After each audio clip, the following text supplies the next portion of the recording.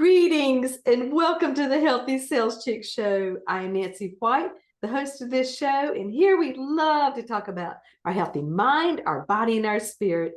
And we need to nurture all three every single day, or one of those areas are going to start letting us know it's been left out. You know, we love having amazing guests coming to share about, again, ways to nurture that mind, that body, and that spirit. And as my dear friend Paula Fellingham, the founder of Win Win Women TV, always says, we welcome you with open arms and open hearts. So, Dr. Pauline, I am so grateful that you are here with us tonight, and I'm looking forward to our conversation. Thank you, Nancy. I'm really excited to be here because I also love that whole body, mind, spirit approach, no matter what we're dealing with. Absolutely. And we can't separate them because we're all attached. No, God made us all three parts. So there you are. Is. But I think it's pretty interesting, Dr. Pauline, because it always starts in our mind, this computer up here, and then it gets into our heart before we take action.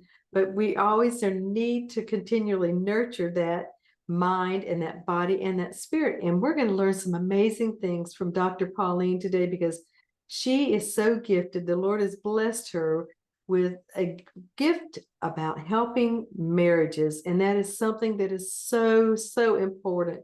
And, you know, she is just has that heart connected marriage. And I know she doesn't look like it, but she's been married over 40 years. But no matter what issues that people have in their marriage, you know, that whatever people are facing, what the importance is of forgiveness, and also how trauma plays out in an individual in their marriage. But again, we're going to touch on a few amazing topics, and then I'm going to let you know how you can stay in touch with Dr. Pauline. But we're going to talk about forgiveness in marriage, understanding pain, vocabulary, and also what it really means to connect to care. In addition, again, Dr. Pauline is a nationally known specialist and speaker on a variety of topics, including messages for the church, trauma-related issues, and how to have the marriage God intended for you. And Dr. Pauline has a background in childbirth, education, labor, and support, which is very rare this day and time, and so many young mothers need to have that. She has a PhD in Christian clinical psychology from South Florida Bible College and Theological Seminary, and has been helping couples build Christ-centered, connected, spirit-filled marriages. And I did say build because it does take work and it takes effort. And so she's been doing this for over the last 16 years. And so we are going to find out some amazing things. She's also a podcast speaker, a TV guest, and she has been in great demand over the years because, again, marriages, no matter what issue you have and you're facing, we're going to talk about the importance of forgiveness. So she's also the author of Dynamis, if I messed that up, and she's also incredibly has more fun things for couples to find out about on how to nurture and to continually grow. And so, Pauline, I'm grateful so much that you are here with us, but I love asking this. If you could just share a little bit about what it has been that has brought you to this moment right now in this time, how you're using your gifts and talents to serve others. So there's like so many steps, Nancy. I mean, I'm going to try to keep this like as small as I can because everything that we experience in life, I am finding that God uses all things together for good for those who are called according to his purpose, according to Romans 8:28. So when I look back at each phase of my life, I find that it all brought me to this moment. So like you mentioned, I was a childbirth educator when my children were small back in the 1980s and the 1990s. You remember those. And then so that taught me a lot about watching couples. And I started to watch how actually traumatic childbirth was affecting marriages. And my heart was always for the family, for the marriage, and for the family. People used to say to me, oh, you must really like watching babies be born. That was exciting and wonderful. but really it was helping this couple to not lose sight of marriage and family as they went through this time and this season in their lives. So then as I watched some women be traumatized, I watched how trauma was impacting marriages.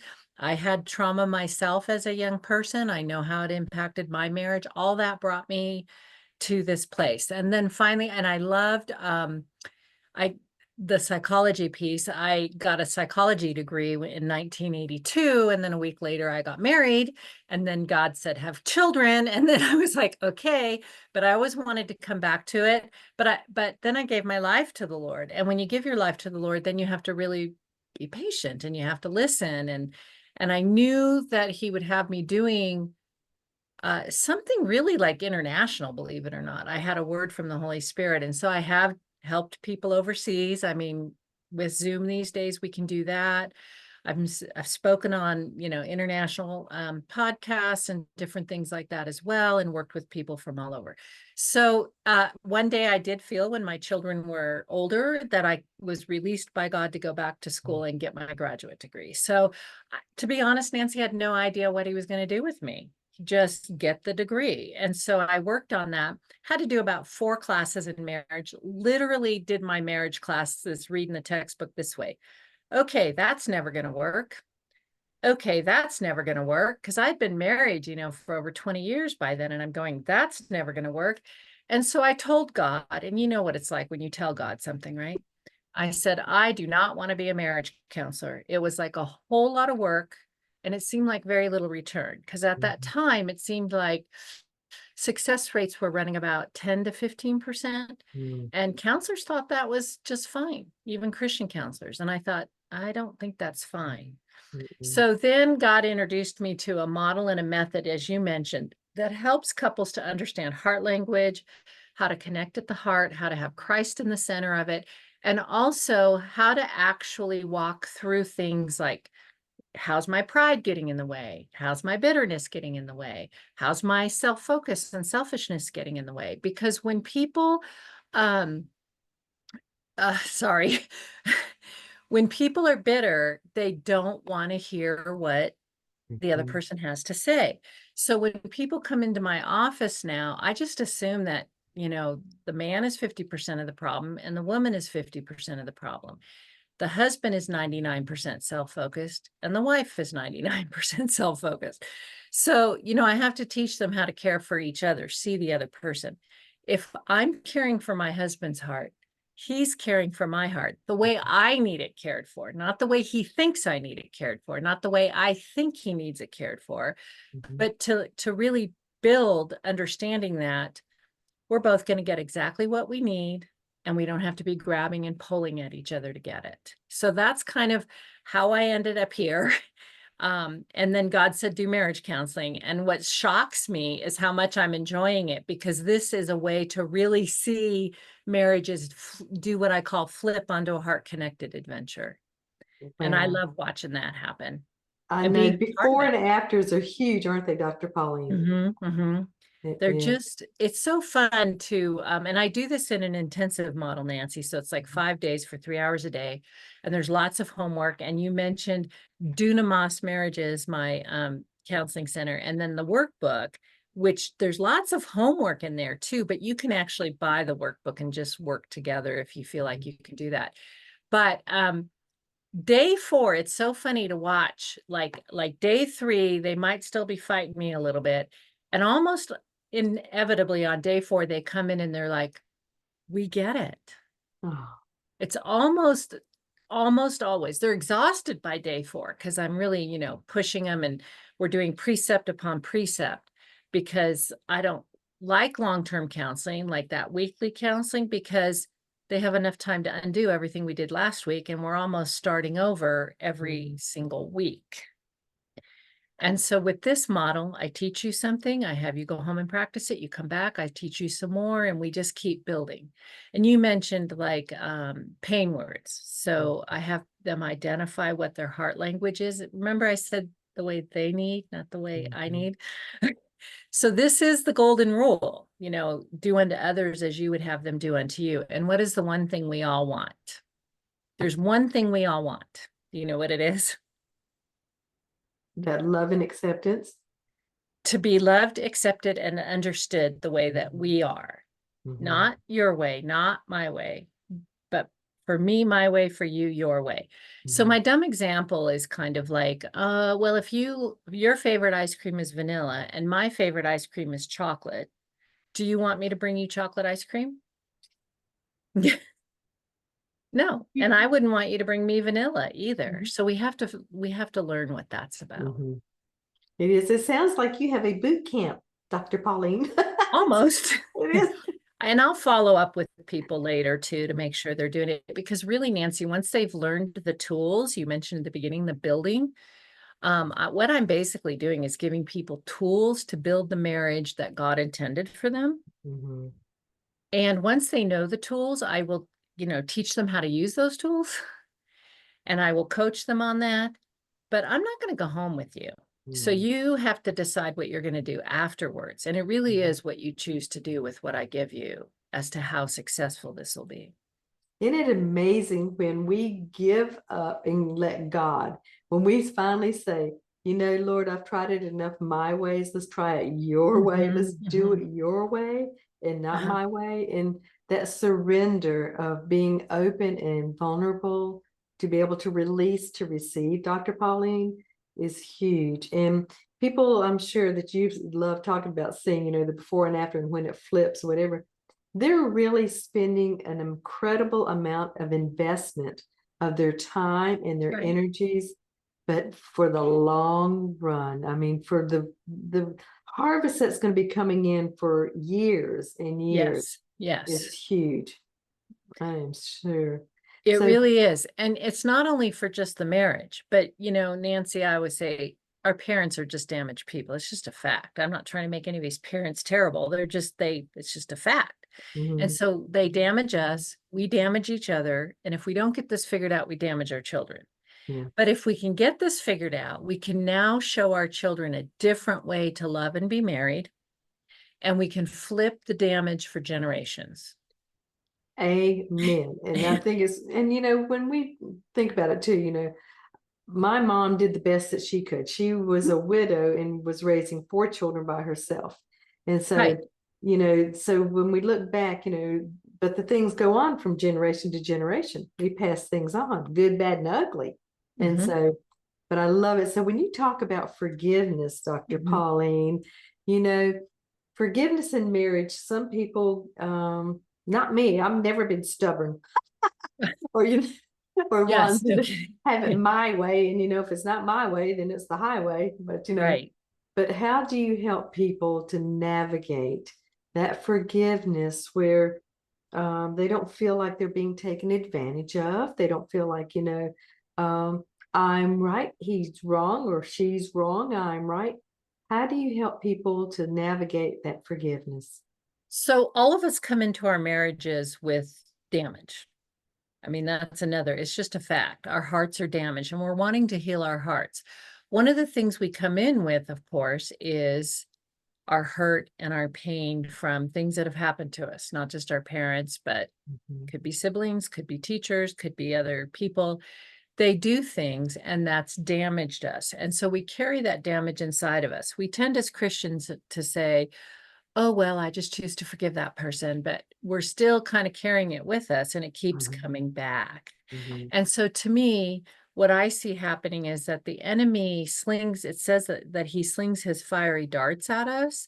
So I kind of see it like this. The dart comes straight into my heart, and then these hooks come out and they grab onto my heart. So now I have this ugly hanging out here, and I go to church, and the person who's going to preach on forgiveness is there. So they talk about just kind of cutting this off, and they start talking about spiritual disciplines and behaving better as a Christian. So they talk about things like your rebellion, your anger, your pride, your sexual sin, drug addictions, and hypocrisy and things like that. Those are our 6 main areas that the enemy likes to attack us in. And so if I have bitterness in my heart, I act out in those areas. However, they use the Bible like a lawnmower and they just cut this off. So now I look pretty, but anytime this gets hit, I might react still in one of those areas. So we have to actually unhook it. Mhm. And the way we unhook it is you have to do this one thing at a time. Now, people look at me and they go, "Are you serious? I might have pages." I go, "You might," but we have to just do this one prayer at a time. So let's say my dad did 4 things that were really painful to me. I'm going to say 4 different forgiveness prayers for my dad. And what we have found is that you have to identify a specific person who has done a specific thing that's caused a specific pain. And so you mentioned like pain word lists. So I do give them word lists. I have them pick out pain words because we have to connect these things together. This is that hook that's in our heart. Now, a lot of people don't like the next part, which is part 2 is I'm willing to pay for the emotional pain and consequences my dad caused me. So I know you did a little bit of a tilt there, which I give for most people. Why do I have to pay? Well, that's because Jesus, we know, paid for sin on the cross. He paid for all of our sin. But he also asked us to do everything that he did and even greater things. Mhm. And he paid because we could not. Now, if my dad walked in and said to me, "Here's $10,000, don't ever feel bad about anything I did ever again," do you think the pain would just go away? No. So there's no No. way that the other person can actually pay me enough for me to not feel pain. Mhm. So the first part is I'm identifying that I have a bitterness and what it is and how it's making me feel. I cannot give Jesus something I don't identify that I have. Mhm. The second part is I'm paying for it. So now I own it. Can't give Jesus anything I don't own. Mhm. So that's the third part. Jesus, take back the ground I give to the enemy through my bitterness, and I yield that ground to your control. So now I have them do that. I do that with them because by this time I know their stories and stuff, and I start, filling in some of the gaps. But this also helps the spouse to hear it out loud for the first time through and to be able to understand that they are not the one that actually caused all this. But when they do something that reminds the spouse's heart of that damage, that's why they're seeing hurt, anger, pain, outbursts, feeling disrespected. We end up fighting about things we're not really fighting about, like whose turn is it to load the dishwasher? And we start fighting back and forth about how many times I loaded it this week. And really, what I'm really trying to tell you is I'm feeling disrespected. I'm feeling not listened to. I'm feeling not heard. That's really what I'm fighting about, is whether or not you care. So if I understand those pain words, now I can understand that's what that reaction is. And when I understand that reaction, I can take a breath, take a step back and go, okay, so what have I said or done that might have caused my spouse to feel that way? And to me, Nancy, the most important is forgiving your spouse too. I mean, we have to forgive these other things because we bring them in, but I will not finish an intensive without working with a couple on forgiving each other Mhm. because you didn't mean to. I was reading some things and I talk about how a lot of times the damage we have in our heart, the person didn't even intend to do it. Mhm. So if I did something to you and you say, Dr. Pauline, you really hurt my feelings. And I go, well, I didn't mean to, so you should just forgive me. Why are you taking it that way? Mhm. Okay, now I may not know why you're taking it that way. It doesn't really matter. It just is that that's how your heart reacted. So the flip side of this is how do I ask for forgiveness? Because what do we tend to do? I'm sorry, okay? Well, no, it's not okay. I mean, Mhm. and we also tend to throw in, I'm sorry if I hurt you. Okay, well, if you're hurting, I hurt you. So Mhm. I didn't intend to, maybe I didn't mean to, maybe what I did I thought was pretty simple and small and stupid almost, but if it hurt you and I want to care for you, then I have to acknowledge that that hurt you. Now, it might be from something somebody else did. I may have stepped on what I call a pain button, not my fault, but I can take responsibility for the fact that that thing I did hurt you. So, I have to say I was wrong wrong for saying that way and causing you to feel. So now we're back to the pain words. Mhm. What did I do and how did it cause you to feel? Once I've done that, I got to look at you and with all sincerity so that you can see it and ask you, will you choose to forgive me? Boy, I love that verbiage. Will you choose to forgive me? Mhm. Okay. Because forgiveness really is always a choice. Always. Now, I will stop if I'm working with a couple or somebody and they're like, well, of course I forgive you, kind of in that like Christianese sort of way. Okay, no. Because Mhm. we don't want this like false, hypocritical kind of, well, I'm a Christian, of course I have to forgive you kind of thing. We want sincerity and reality, and the other person will know whether you've actually forgiven them or not based on how you present when you say, well, you choose to forgive me. Now, what do you think I should do if you look at me and you go, no, I can't forgive you. That just hurt too much. And then for myself too, I have done my best, and it's up to you to choose whether or not you're going to forgive me or not. But I'm going to forgive me, and I'm going to be able to, continue to heal and to be able to do better. And, when the circumstances come up again, which they will, I get to choose how I'm going to react and not cause that pain again. So, Right. but So while that is actually correct, and that is an internal correctness, mhm. what do I do for you? You just said, no, I can't forgive you. You hurt me too much. So how do I help you? If you're sitting in front of me and I'm married to you and I got to see you every day, what do you think I should say to that? I know, right? I put you on the spot, didn't I? What should you say, or what do you say? I know this. I know. Unfortunately, a lot of people go, well, you should forgive me. You're a Christian. You have to. No, I don't actually have to. I actually don't have to. Nope, That's between me and God. that's So it. basically what I teach them to say is that's okay. I know that what I did actually really hurt you. Mhm. So I'm just going to be praying that one of these days you'll be able to forgive me. And that's amazing, Pauline, Dr. Pauline, because you and I both have experienced it, and I know all these amazing other people have too. When you have forgiven somebody, it does make a difference on your inside, in your guts, and in the, It does.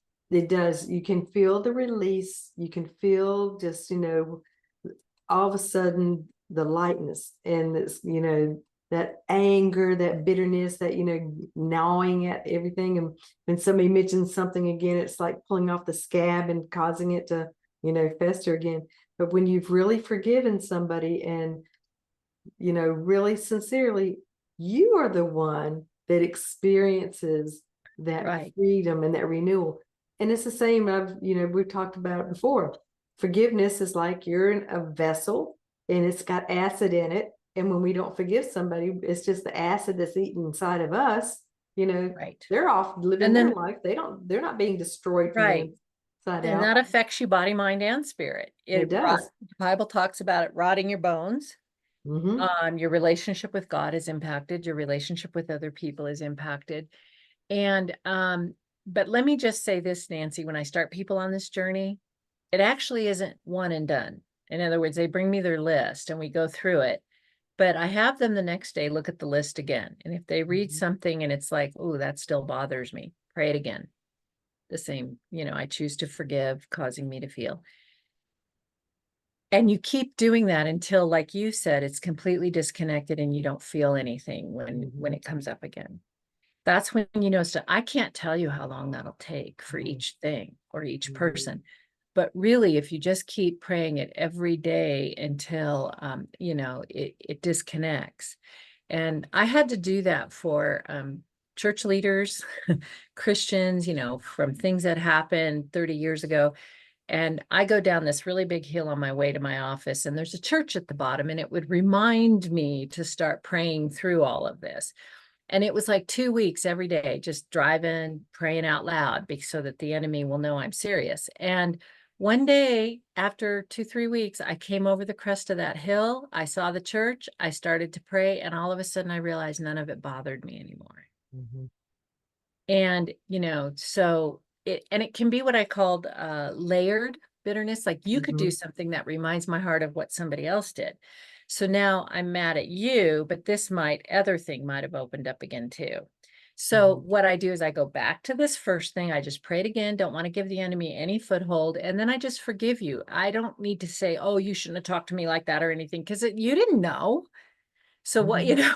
I just have to forgive that person for stepping on that pain, causing me to feel the same reaction. That kind Mhm. I love how practical you are, Dr. Pauline. I just, of. it is Well, a, well, here's a little quick practical for you. Have you ever walked into a room, you took a look at somebody, you don't even know that person, and all of a sudden you think, I don't even like you. Do you know why that happens?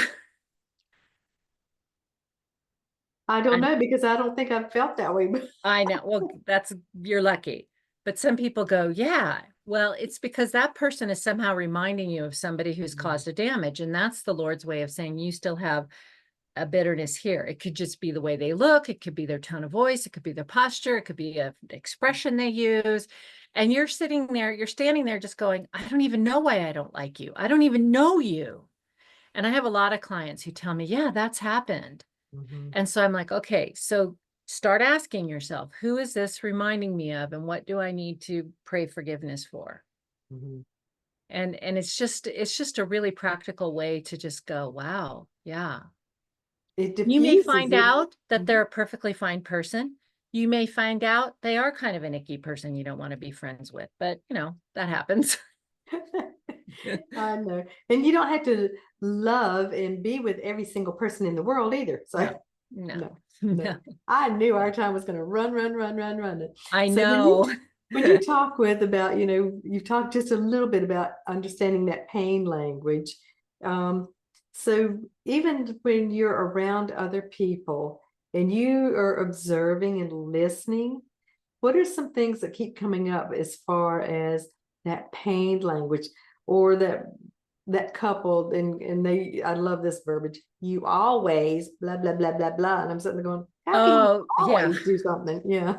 That's called automatic negative thinking. We call it Mhm. ants, and there's several different ones, but the all or nothing thinking is one of them. Personalization is another. I can't remember all of them right off the top of my head. But automatic negative thinking is a pattern we've developed to cope with, like you always, you never. Mind reading is another one where they're like, I know what he's thinking. I might say to a wife, I would like you to ask your husband this question because I'm teaching them to ask. And she'll go, but I know what he's going to say. And I'm like, well, finally, I might have to say, but I don't know what he's going to say. Will you do me a favor and ask him the question? So they ask and they give the husband gives an answer. And invariably I hear, well, I never knew you felt that way. And he will say, you have never asked. So, Oh that's my mind gosh. reading. Yeah. Gets people into Dr. trouble. Pauline, will you come back again for so Oh, we can finish up our time? anytime you would like me, I Because will be happy to come because in. I would really love for us to continue on, especially when it talks about really to connect with care, because Yeah, people have no clue about what it is when you're connecting with care instead of out of obligation or thought, the perceived right, obligation, right, or right. this is the way I'm supposed to be or whatever. Yeah. So what is it is coming up for you? What is next for you, Dr. Pauline? Well, Puerto Vallarta on October 28th. I can take some couples down there with me and do their intensive in Puerto Vallarta, October 28th to November 4th. If you go to my website, dunamosmarriages.com, which I'm hoping you'll just put that down there Mm-hmm. at the bottom of the show so people can go, they can get a free book on a little booklet, a PDF on showing them how they're stuck, what some of those pain words are, and how they're getting them stuck. They can also get like a free hour with me if they want to talk about like where their marriage is at and what might be helpful for them. And there's a banner at the top there that they can click on and do that if they would like. But I would, love to just help people have the marriage God intended for them. And Mm-hmm. that's really my goal. Well, I am so grateful for all of your wisdom and knowledge and understanding, Dr. Pauline, and what you're doing, because you are really making a difference not only in the present generation, but in the future generations, which is huge. Because I remember when I went to Israel, they said, if you don't pass it on to the next generation, it'll get lost. Yep. And so, and I think that's fantastic what you are doing. So Thank you. we will definitely have a next exciting episode so we can talk even more. And in the meantime, thank you so much. And Oh, I thank you want to for having me. encourage everyone to check out some of the other Win-Win Women TV shows. We've got amazing show hosts, again, sharing encouragement, education, knowledge, cheering each other on. And check with me sometime. I would love to hear what you're doing for your healthy lifestyles and how you're taking care of that mind, body, and spirit. And you can go to my website, TheHealthyCellsChick.com, and just, get in touch with me. But in the meantime, Dr. Pauline, I wish you the very, very best for all the lives. And oh my gosh, I'm not envious. I'm celebrating with you for your trip in October. Yeah. Oh, thank you so much. You're very welcome. Thank you, Nancy.